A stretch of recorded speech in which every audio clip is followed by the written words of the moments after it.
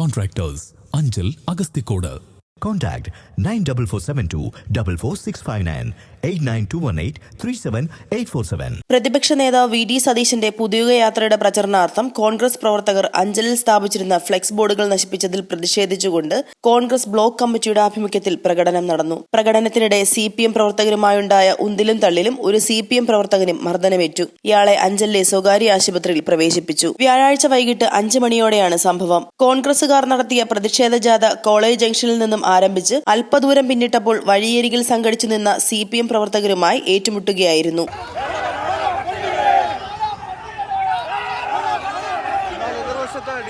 പ്രവർത്തകരും ഇപ്പോൾ നിലയുറപ്പിച്ചിട്ടുണ്ട്.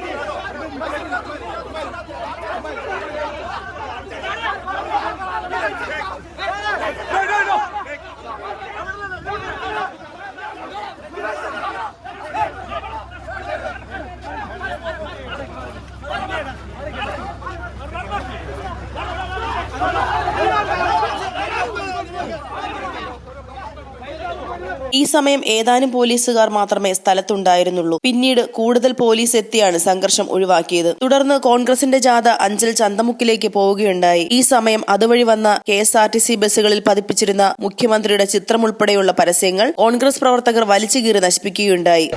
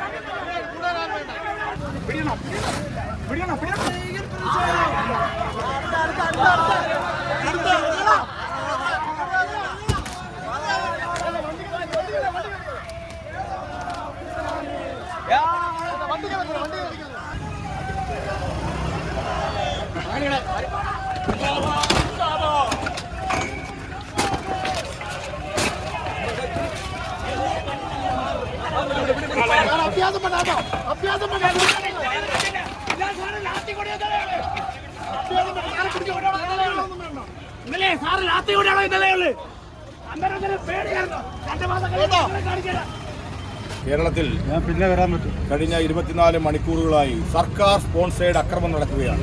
കേരളത്തിലാകമാനം ഇടതുപക്ഷ ജനാധിപത്യ DYFIയുടെയും SFIയുടെയും നേതൃത്വത്തിൽ നടക്കുന്ന ഈ അക്രമം നമ്മുടെ ഈ സമാധാന അന്തരീക്ഷമുള്ള അഞ്ചൽ പട്ടണത്തിൽ വെച്ചിരിക്കുകയാണ്.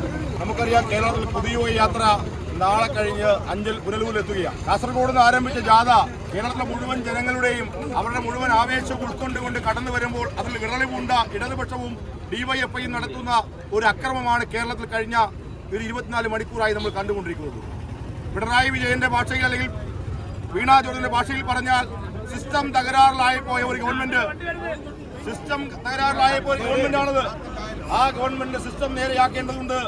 ഒരു കാര്യം അടിവരയിട്ടുകൊണ്ട് പറയട്ടെ, കേരളത്തിൽ CPM-ഉം DYFIയും SFIയും എന്തെല്ലാം അക്രമങ്ങൾ നടത്തിയാലും കഴിഞ്ഞ 10 വർഷക്കാലം നിങ്ങൾ ചെയ്തു തീർത്ത ഈ പാപങ്ങളിവിടെ മറക്കാൻ കഴിയില്ല.